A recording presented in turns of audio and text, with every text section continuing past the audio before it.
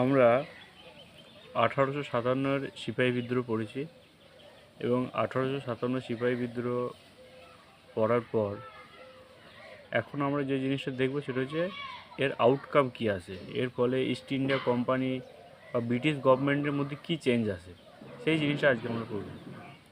তো আমরা যেটা আজকে দেখব সেটা হচ্ছে post 1857 scenario after math of revolt 1857, অর্থাৎ 1857 বিদ্রোহের পর যে বড় চেঞ্জগুলো দেখা যায় সেই চেঞ্জগুলো কী কী সেগুলো আমরা পড়ব।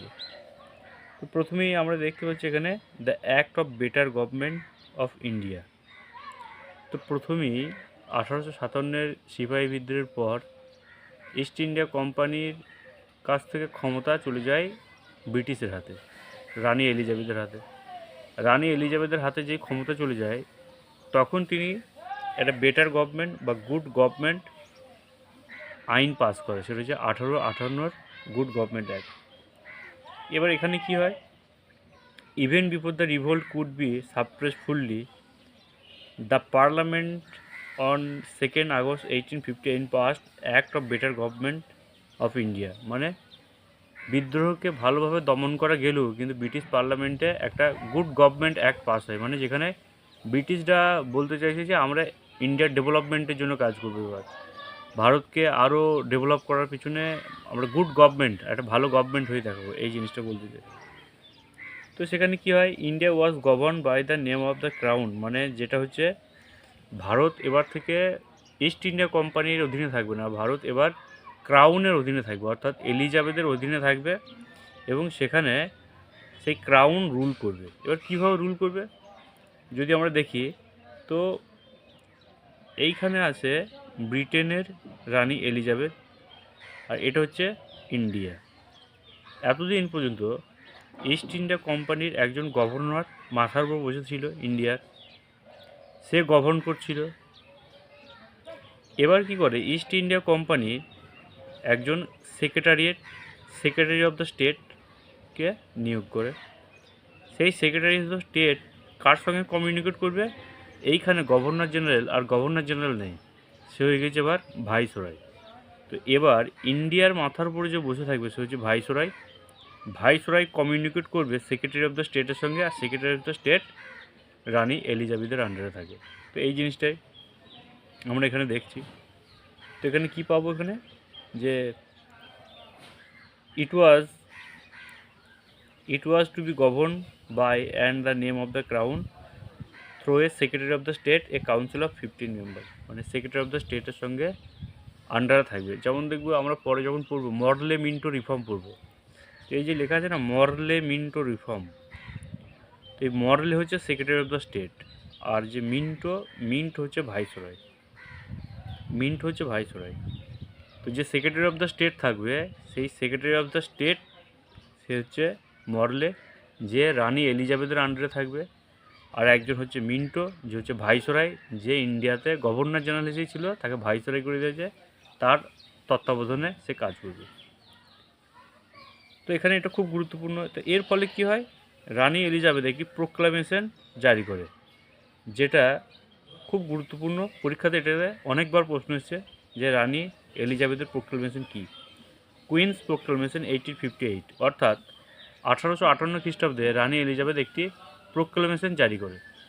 সেখানে কি প্রোক্লামেশনে কী জারি করে, উনি কী ঘোষণা করেন, ওখানে উনি ঘোষণা করেন যেটা এই প্রোক্লামেশনে যেটা ঘোষণা করে, দ্য এরা of annexation and expansion had ended, অর্থাৎ ব্রিটিশরা ইস্ট ইন্ডিয়া কোম্পানি যেভাবে দখল করছিল, যেভাবে নিজেদেরকে ছড়িয়ে পড়ছিল গোটা ভারতের মধ্যে, সেটাকে তিনি বন্ধ করে দেন। তা দ্য এরা অফ অ্যানেক্সেশন মানে দখল, অ্যান্ড এক্সপেনশন মানে নিজেদেরকে যে ছড়ানো, সেটা এন্ডেড মানে বন্ধ করে দেয়।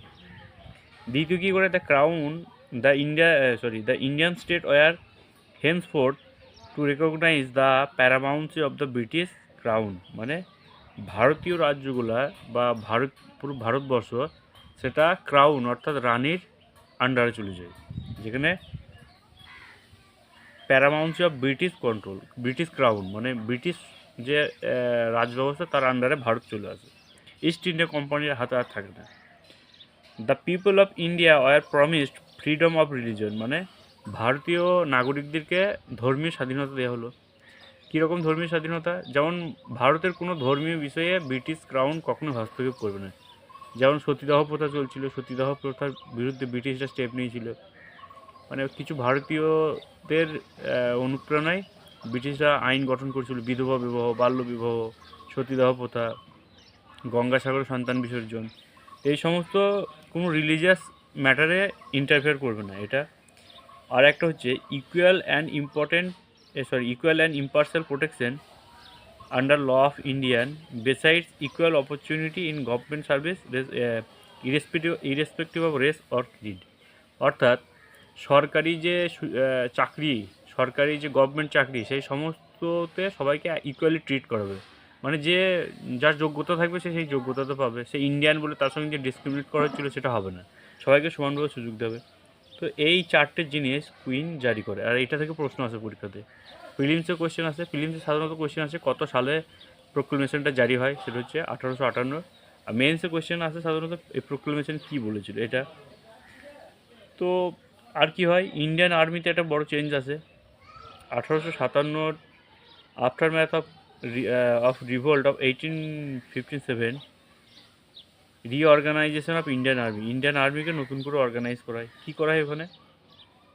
The British could no longer depend on Indian loyalty, so the number of Indian soldiers were drastically reduce even as the number of European soldiers were increase. অর্থাৎ কী করা হয়, যে ভারতের যে আর্মি ছিল সেই আর্মিতে ভারতীয় সংখ্যা কমানো হয়, আর সেখানে ইউরোপীয় সৈনিকের সংখ্যা বাড়ানো হয়। মানে ইউরোপীয় সৈনিক ইনক্রিজ করা হয়, ভারতীয় সৈনিকদের ডিক্রিজ করা হয়। এটা আর্মিতে বড় একটা চেঞ্জ আছে। আর কি হয় এখানে, all higher post in the army and the artillery department were reserve for the European. মানে যেগুলো আর্মির খুব উচ্চ পদ ছিল আর যেখানে অস্ত্র দেখভালের যে দায়িত্বগুলো ছিল, সেই সমস্ত জায়গাতে শুধুমাত্র ইউরোপীয়দের জন্যই রিজার্ভ করা হলো। মানে ওখানে শুধু ইউরোপিয়ানরাই থাকবে। মিলিটারি পলিসিতে কী চেঞ্জ হয়? চেঞ্জ ইন মিলিটারি পলিসিতে চেঞ্জ হয়, ওই যে বললাম, number of European soldier increase, বাড়িয়ে দেওয়া হয়। বেঙ্গল আর্মি, যেখানে বেঙ্গল রেজিডেন্ট ছিল, যেখান থেকে মঙ্গল পাণ্ডে যেখান থেকে লড়াই করেছিল, তো সেই এরিয়াগুলোতে 1 European soldier for 2 European soldier, 1 European soldier for 2 European soldier. অর্থাৎ যে বাংলাতে যে অনুপাতটা রাখা হয়েছিল, যে একজন ইউরোপিয়ান সোলজার সেখানে দুজন ইউরোপিয়ান সোলজারের সমানই কাজ করবে, বা দুজন ভারতীয় সোলজারের সমানই কাজ করবে, এরকম একটা অনুপাতে রাখা হয়েছিল। বম্বেতে সেখানে 1:3 রাখা হয়েছিল, বা 2:5 রাখা হয়েছিল। তো এই ধরনের চেঞ্জগুলো আসে এই 1857 পর। এবার এইখানে আর একটা অ্যাপ্রোচ কী আছে, সেখানে একটা বড় পলিসি এখানে অ্যাডপ্ট করে 1857 এত বড় একটা বিদ্রোহের পর তারা একটা পলিসিতে বড় চেঞ্জ আনে। সেটা কি, এইটা খুব গুরুত্বপূর্ণ, সেটা policy of divide and rule. মানে এরা এরপরে চেষ্টা করবে হিন্দু মুসলিমের ইউনিটি ভাঙার জন্য, একে অপরের বিরুদ্ধে ভড়কানোর জন্য। তো সেই জন্য policy of divide and rule তারা এখানে এটা চালু করে। তো এক্সাম আছে যে ডিভাইড অ্যান্ড রুল পলিসিটা কখন হয়, তো বিদ্রোহের পর, 1857 বিদ্রোহের পর এটা শুরু হয়। তাছাড়া আর কি, পলিসি অফ অ্যানেক্সেশন, যেটা আমি বললাম, যে কিছু পলিসি, যেটা পলিসি অফ অ্যানেক্সেশন, মানে এই রাজ্যগুলো যেভাবে দখল করছিল সেটা বন্ধ করে দেওয়া হয়। Princes and landlord rewards and befriended, মানে যারা জমিদার ছিল, যারা রাজার ঘরে ছিল, যারা রাজকুমার ছিল, তাদের সঙ্গে একটা ফ্রেন্ডলি সম্পর্ক রাখা হয়, তাদেরকে রিওয়ার্ড দেওয়া হয়, প্রমোট করা হয়। তো এইগুলো করা হয় যাতে ব্রিটেনের বিরুদ্ধে যাতে দ্বিতীয় আর কোনো বড় এই ধরনের রিভোল্ট না হয়ে যায়। তো একদিক দিয়ে দেখানোর চেষ্টা করছে যে আমরা এই জিনিসগুলো করব না, আমরা গুড গভর্নমেন্ট হওয়ার চেষ্টা করছি। আরেক দিক দিয়ে দেখাচ্ছে যে তারা ডিভাইড অ্যান্ড রুল পলিসি আনছে, জমিদার শ্রেণী বা রাজা এদেরকে নিজেদের হাতের মুঠোয় আনার চেষ্টা করছে। আরেকটা জিনিস যেখানে হয় সেখানে হচ্ছে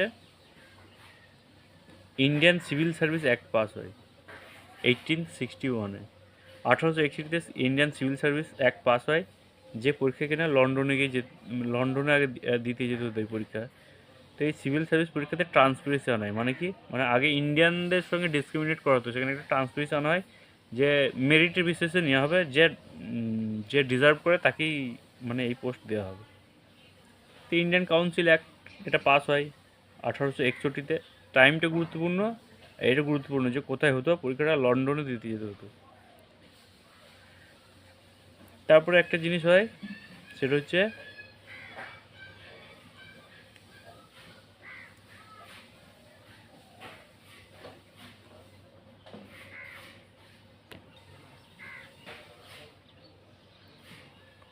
political association before Indian national Congress, অর্থাৎ কংগ্রেস দল গঠন করার আগে, ভারতের জাতীয় কংগ্রেসের যে একটা বড় দল সেটা গঠন করার আগে ছোট ছোট যে পলিটিক্যাল দলগুলো তৈরি হয়েছিল, সেই দলগুলোর সম্পর্কে আমরা পড়ব, যে সেই দল কারা গঠন করেছিল, কী উদ্দেশ্য ছিল, মেন লিডার কারা ছিল।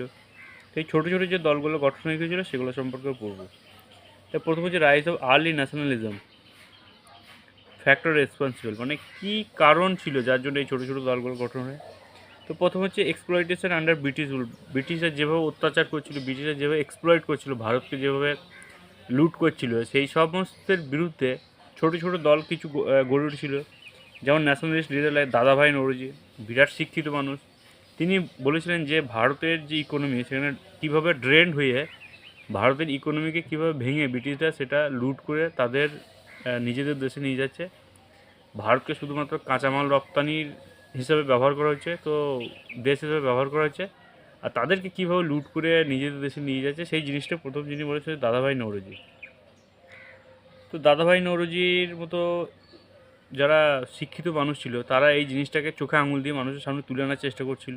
এক নম্বর ইউনিফিকেশন অফ কান্ট্রি, মানে দেশ আস্তে আস্তে ভাঙছিল, তাদেরকে একটা দল দরকার যাতে সমগ্র দেশকে এক জায়গাতে একটা জোটে আনতে পারে, সেই জন্য। ইম্প্যাক্ট অফ ওয়েস্টার্ন এডুকেশন, মানে কিছু মানুষ ছিল যারা ওয়েস্টার্ন এডুকেশনে এডুকেটেড ছিল, বাইরে থেকে তারা পড়াশোনা করেছিল, বিদেশের ভালো ভালো ইউনিভার্সিটি থেকে তারা পড়াশোনা করেছিল, তাদের যে ইম্প্যাক্টটা তাদের উপর পড়েছিল, তারা ওয়ার্ল্ডে খোঁজ রাখতো কোথায় কার সঙ্গে কী যুদ্ধ হচ্ছে, কে কীভাবে ইউরোপকে হারিয়ে দিচ্ছে, তো এই সমস্ত জিনিসগুলো তাদের মধ্যে একটা ইম্প্যাক্ট পড়েছে। সোশিও রিলিজিয়াস মুভমেন্ট যেটা হয়েছিল, সোশিও রিলিজিয়াস মুভমেন্ট, যে বিদ্যাসাগর, স্বামী বিবেকানন্দ, ব্রহ্ম সমাজ, এই সমস্ত যে মুভমেন্টগুলো হয়েছিল, যে আমাদের যে কুরীতিগুলো আছে তাতে সেটার এগেনস্টে ভারতীয় কিছু দল তারা উঠে দাঁড়িয়েছিল। তো এই সমস্ত জিনিসগুলো, এইগুলোর ফলে কি হয় যে এটা ছোট ছোট দল গঠন করতে থাকে, এবং সেই ছোট ছোট দলগুলো ব্রিটিশের এগেনস্টে মাথা চাড়া দিয়ে ওঠে। সেটা হচ্ছে কংগ্রেসের দল গঠন হওয়ার আগেই, কংগ্রেস তো অনেক বড় একটা দল, তার আগেই ছোট ছোট দল গঠন করে। আরেকটা কী হয় এইখানে, লর্ড লিটন যখন ক্ষমতায় আসে, লর্ড লিটন ক্ষমতায় এসে সবারকে কী করে, সিভিল সার্ভিসে এজটা কমিয়ে দেয়। আগে সিভিল সার্ভিসের মানে যে 1876 সালে যে ইন্ডিয়ান সিভিল সার্ভিস ছিল, যেটা বললাম লন্ডনে দিতে যেতে হতো, তো তার বয়সটা কমিয়ে দেয়। তো বয়সটা খুব মানে মিনিমাম যে বয়সটা করে দেয় সেটা 21 থেকে 18 করে দেয়, যে 18 বছরের মধ্যে 18 বছরের মধ্যে পরীক্ষা দিতে হবে। তো এই রকম এই সমস্ত জিনিসগুলো জোর করে যে চাপিয়ে দেওয়া হয়েছিল কিছু জিনিস, সেই সমস্ত তাদের এগেনস্টে কিছু দুর্ভিক্ষ দেখা দেয় ওই সময়। ওই দুর্ভিক্ষ বিপক্ষে যে প্রতিবাদ স্বরূপ এরকম ছোটো ছোটো দল গঠন করে। ইলবার্ট বিল কি, যেখানে ইলবার্ট বিল হচ্ছে যেখানে ভারতীয় জাজদেরকে ডিসক্রিমিনেট করা হতো, মানে ভারতীয় জাজরা কোনো ইউরোপীয় ব্যক্তির কে জাজমেন্ট দিতে পারবে না, তার এগেনস্টে কোনো জাজমেন্ট দেওয়ার অধিকার ভারতীয় কোনো জাজের নেই। এই ধরনের অনেক জিনিসগুলো ছিল, জুডিশিয়াল ডিসক্রিমিনেশন যেটা হচ্ছিল সেটা। তো এই সমস্ত কারণে দলগুলো গঠন করে ওঠে। এবার এই দলগুলো কারা গঠন করে, কেউ লয়ার ছিল, জার্নালিস্ট ছিল, ডক্টর ছিল, টিচার ছিল, এরাই এই ধরনের জিনিসটা গঠন করে। তো প্রথম যে দল আসছে, প্রথম পলিটিক্যাল অ্যাসোসিয়েশন ইন বেঙ্গল, বাংলাতে যে দলগুলো গড়ে ওঠে প্রথমে আমরা সেগুলো জানার চেষ্টা করি। প্রথম দল যিনি গঠন করেন সেটা হচ্ছে রাজা রামমোহন রায়। রাজা রামমোহন রায় প্রথম দল গঠন করে, একে বলে morning star of reform movement, মানে প্রথম যদি কোনো তারা জ্বলে ওঠে সেটা হচ্ছে রাজা রামমোহন রায়। তো এখানে কী হয়, এরা কোন দল গঠন করে? যে দলটা গঠন করে সেটা হচ্ছে ল্যান্ড হোল্ডার সোসাইটি বা জমিদারি অ্যাসোসিয়েশন। ল্যান্ড হোল্ডার সোসাইটি বা জমিদারি অ্যাসোসিয়েশন। তো ল্যান্ড হোল্ডার সোসাইটি বা জমিদারি অ্যাসোসিয়েশন এই দলটা গঠন করে। বাংলাতে যে একটা পলিটিক্যাল দল গঠন করে যেটা বললাম কি, যেটা হচ্ছে রাজা রামমোহন রায় গঠন করে। তারপরে ল্যান্ড হোল্ডার বা জমিদার অ্যাসোসিয়েশন 1838-এ গঠন হয়, যেখানে ফাউন্ডেড করে কে দ্বারকানাথ ঠাকুর, প্রিন্স দ্বারকানাথ ঠাকুর, যিনি যে রবীন্দ্রনাথ ঠাকুরের ঠাকুরদা। তো দ্বারকানাথ ঠাকুর আর রাধাকান্তদের এরা গঠন করা হচ্ছে ল্যান্ড হোল্ডার সোসাইটি। এটা যেটা মেনলি বাংলা, বিহার, উড়িষ্যা এই এরিয়ার মধ্যে ছিল। এবার এরা কি পলিটিক্যালি অ্যাক্টিভ ছিল, এরা খুব এলিট ক্লাসের লোক ছিল, এরা খুব শিক্ষিত মানুষ ছিল। তো তারা গঠন করছিল যে নিজেদের এখানে যে আছে না জমিদারি অ্যাসোসিয়েশন, মানে জমিদার শ্রেণীর মানুষরা মিলে এই দলটা গঠন করে। তবে যে বেঙ্গল ব্রিটিশ ইন্ডিয়া সোসাইটি 1843 1883-তে যে বেঙ্গল ব্রিটিশ ইন্ডিয়া সোসাইটি গঠন করা হয়, সেখানে কি হয়, সেখানে actual condition of the British India, মানে যে কীভাবে ডিসক্রিমিনেট হচ্ছে, কীভাবে বঞ্চিত হচ্ছে, সেই সমস্ত জিনিসগুলো এই বেঙ্গল ইন্ডিয়া সোসাইটি এরা তুলে ধরে।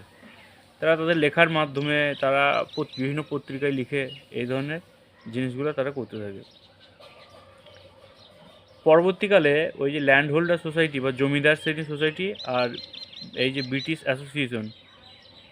ইন্ডিয়া অ্যাসোসিয়েশন, এই দুটো মার্জ হয়ে যায়, মানে একসঙ্গে পরে একই একটা দল গঠন করে। দি ব্রিটিশ ইন্ডিয়া সোসাইটি বলে একটা সোসাইটি গঠন করে। এই দুটো দলের মার্জ, মানে ল্যান্ড হোল্ডার সোসাইটি, এর পরীক্ষায় খুব আসে, আর ব্রিটিশ ইন্ডিয়া সোসাইটি, এই দুটো একসঙ্গে মার্জ হয়ে কী গঠন করে ব্রিটিশ ইন্ডিয়া সোসাইটি, সেটা 1851 খ্রিস্টাব্দে। তো এরা কী করে, এরা যে বিভিন্ন এই যে separate legislature of popular character, আলাদা রকমভাবে একটা আইনি ক্ষমতা প্রয়োগের জায়গা চাইছিল। Reduction salary of higher offices, মানে যেখানে হায়ার অফিস যখন অনেক কোটি কোটি টাকা সেই জায়গাতে খরচা করছে, সেই সমস্ত জিনিসগুলোর বিরুদ্ধে আওয়াজ তোলা। অ্যাবলিশন অফ সল্ট ডাক, আবকারি স্ট্যাম্প ডিউটিস, মানে এই যে নুন তৈরি করার জন্য যে ট্যাক্স দিতে হতো, সেই ট্যাক্সের বিরুদ্ধে কথা বলা। স্ট্যাম্প ডিউটি হচ্ছে যে যখন কোনো একটা জিনিস এক জায়গা থেকে আরেক জায়গায় পাঠায়, তখন যে স্ট্যাম্প ব্যবহার করা হয় তার এগুলো কমানো, প্রচুর হাই রেখে দেওয়া, এই যে কমানো। তো এই সমস্ত কিছুর আউটকাম হিসেবে যে পরবর্তীকালে যে চ্যাটার অ্যাক্ট আছে, সেই চ্যাটার অ্যাক্টে কী করা হয়, যে addition of 6 member of governor general council of legislative purpose, মানে এই সমস্ত অ্যাসোসিয়েশনের কথা বলাতে বা এই সমস্ত অ্যাসোসিয়েশনের প্রতিবাদে যে 1853 চ্যাটার অ্যাক্টে কী করা হয়, 6 জন মেম্বারকে এই গভর্নর জেনারেলের কাউন্সিলে তাদেরকে রাখা হয়। এরকম এই ধরনের জিনিস দেখা যায়। ইন্ডিয়ান লীগ একটা দল গঠন হয় 1875-তে। তো ইন্ডিয়ান লীগ যখন গঠন হয়, তো এই লীগ স্টার্ট করা হয় কে করে খুব গুরুত্বপূর্ণ, আর কত সালে হয়, প্রিলিমসের পরীক্ষার জন্য এইটা খুব গুরুত্বপূর্ণ। 1875-তে হয়, সেটা করে শিশির কুমার ঘোষ। এদের উদ্দেশ্য কী ছিল? Stimulating the sense of nationalism among the people, সমগ্র মানুষের মধ্যে যে জাতীয়তাবাদের যে আগুন, সেটাকে জ্বালিয়ে তোলা, এটাই এদের উদ্দেশ্য ছিল। মানে সবাইকে বোঝানো যে আমরা পরাধীন বা আমরা কারো অধীনে আছি, আমরা দাস হয়ে আছি। তাই সবাই মিলে একত্রিত হয়ে ব্রিটিশকে তারাও এইরকম একটা ন্যাশনালিজম তাদের মধ্যে জাগানোর উদ্দেশ্য ছিল এই ইন্ডিয়ান লীগ দলের, যেটা ছিল শিশির কুমার ঘোষের। তো এই শিশির কুমার ঘোষেরই যে পত্রিকা ছিল, সেটা হচ্ছে অমৃতবাজার পত্রিকা, খুব বিখ্যাত। অমৃতবাজার পত্রিকা খুব গুরুত্বপূর্ণ। তারপর আছে ইন্ডিয়ান অ্যাসোসিয়েশন অফ কলকাতা। 1876-তে আছে, যেটা ইন্ডিয়ান লীগ নামে পরিচিত। এটাকে গঠন করে খুব মানে যেই মানুষটার নাম বলতে চাই যে খুব গুরুত্বপূর্ণ, সেটা হচ্ছে সুরেন্দ্রনাথ ব্যানার্জি। SN ব্যানার্জি খুব গুরুত্বপূর্ণ একজন নাম। তো ইনি ইন্ডিয়ান অ্যাসোসিয়েশন অফ কলকাতা, পরে এই ইন্ডিয়ান অ্যাসোসিয়েশন অফ কলকাতা পরে ইন্ডিয়ান লীগ হয়ে যায়। তো এটা যে গঠন করে SN ব্যানার্জি, সেটা হচ্ছে 1876-তে। তো এদের মেন উদ্দেশ্য কী ছিল? Strong public opinion political question, মানে ব্রিটিশের সমস্ত পলিসিকে এরা এরা খুব এলিট ক্লাসের লোক ছিল, এরা খুব এডুকেটেড ছিল। তো ব্রিটিশের সমস্ত পলিসিকে এরা ক্রিটিসাইজ করতো, মানে যুক্তি দিয়ে ক্রিটিসাইজ করতো যে পলিসি কোথাও ভুল আছে না, ব্রিটিশের চোখে আঙুল দিয়ে দেখিয়ে দেওয়া, এইগুলো এরা করতো। আর সিভিল সার্ভিস পরীক্ষা যেটা ছিল সেটা ইংল্যান্ড এবং ইন্ডিয়া দুই জায়গাতেই যাতে কন্ডাক্ট করা হোক সেরকম সেই ধরনের দাবি এরা রেখেছিল। আর পলিটিক্যাল অ্যাসোসিয়েশন কোথায় ছিল? বম্বেতে, বম্বে পলিটিক্যাল অ্যাসোসিয়েশন। তো এখানে কী করে বম্বে পলিটিক্যাল অ্যাসোসিয়েশন? জামশেদজি, জগন্নাথ সরকার সেট, এটা দাদাভাই নৌরোজি, এরা ছিল। পুনা সার্বজনিক সভা খুব গুরুত্বপূর্ণ, পরীক্ষা তো অনেকবার এসেছে। 1870, সেটা হচ্ছে মহাদেও গোবিন্দ রানাডে। এই গোবিন্দ রানাডে খুব মানে গুরুত্বপূর্ণ একজন ব্যক্তি। গোবিন্দ রানাডে খুব গুরুত্বপূর্ণ একজন ব্যক্তি। পরবর্তীতে যখন আমরা যাব তখন দেখব যে গান্ধী পিরিয়ডে রানাডের অনেক কন্ট্রিবিউশন আছে। তো পুনা সার্বজনিক সভা খুব গুরুত্বপূর্ণ একটা সভা, সেটা 1870 হয়, গঠন হয়, যেটার প্রতিষ্ঠাতা হচ্ছে মহাদেও গোবিন্দ রানাডে।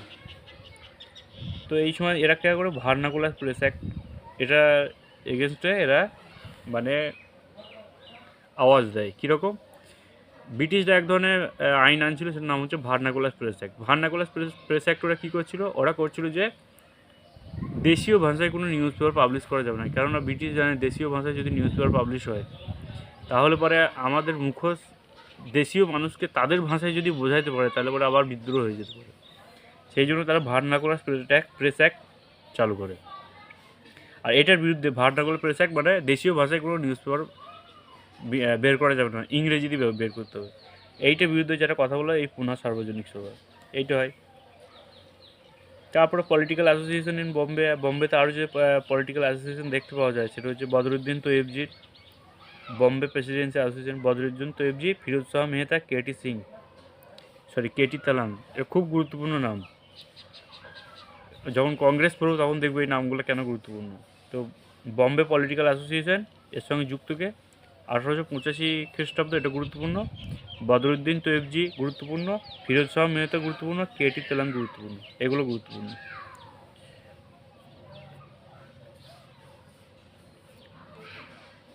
তারপর মাদ্রাসে যে তাহলে কোথায় কোথায় মেন যে জিনিসটা ছিল সেটা হচ্ছে বাংলা, বম্বে আর হচ্ছে মাদ্রাস। মাদ্রাস মানে আজকে তামিলনাড়ু। তো বাংলা, বম্বে এবং তামিলনাড়ু এই জায়গাতে যে সভা পলিটিক্যাল দলগুলো গড়ে উঠেছিল সেইগুলো সম্পর্কে আমরা পড়ছি। তো পলিটিক্যাল অ্যাসোসিয়েশন মাদ্রাসে কোন পলিটিক্যাল অ্যাসোসিয়েশন গঠন হয়? মাদ্রাসে যেটা পলিটিক্যাল অ্যাসোসিয়েশন গঠন হয় সেটা হচ্ছে এই যে it is a branch of the British Indian association of Kolkata, যেটা হচ্ছে গজলু লক্ষ্মীনারায়ণসু চেট্টি। তো চেট্টি নামে বেশি বিখ্যাত, অপশনের পরীক্ষাতে চেট্টিটাই থাকে। তো সবথেকে বেশি গুরুত্বপূর্ণ যেটা মাদ্রাসে এইটা মাদ্রাস মহাজন সভা, খুব গুরুত্বপূর্ণ, পরীক্ষাতে অনেকবার প্রশ্ন হয়েছে মাদ্রাস মহাজন সভা থেকে। তো মাদ্রাস মহাজন সভার সঙ্গে কারা যুক্ত? এটা 1884-তে স্থাপন করা হয়। এটার সঙ্গে নাম গুরুত্বপূর্ণ হচ্ছে এই যে এদের নাম হচ্ছে খুব মানে ক্রিটিক্যাল, মাদ্রাসের যে সমস্ত নামগুলো থাকে। জি সুব্রমণ্যম আয়ার, পরীক্ষাতে বেশিরভাগ সময়ে এই নামটা থাকে। পি আনন্দ চারুলু, এই নামটা থাকে খুব, এইটা। আর এই নামটা খুব একটা থাকে না, সেটা হচ্ছে রাঙ্গাই নাইডু। কিন্তু এই জি সুব্রমণ্যম আয়ার আর পি আনন্দ চারুলু এই নাম দুটো খুব গুরুত্বপূর্ণ।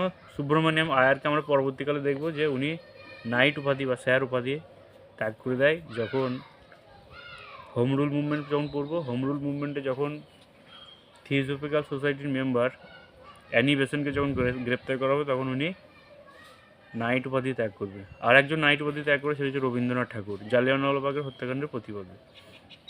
তো এই জন্য এই নামটা খুব গুরুত্বপূর্ণ, জি সুব্রমণ্যম আয়ার। এরপর এই যে ছোটো ছোটো দলগুলো চলতে থাকে, এইখানে পলিটিক্যাল অ্যাসোসিয়েশন ইন ইংল্যান্ড, দেশের বাইরে কিছু যারা শিক্ষিত মানুষ ছিল, যারা বাইরে পড়াশোনা করছিল, সেখান থেকেও তারা বিভিন্ন দল গঠন করে। এটা হচ্ছে ইস্ট ইন্ডিয়া অ্যাসোসিয়েশন, যেটা দাদাভাই নৌরোজি তৈরি করে। কোথায়? দাদাভাই নৌরোজি ইস্ট ইন্ডিয়া লন্ডনে তৈরি করে। লন্ডনে ইস্ট ইন্ডিয়া অ্যাসোসিয়েশন বলে একটা দল গঠন করে 1866-তে দাদাভাই নৌরোজি। তারপরে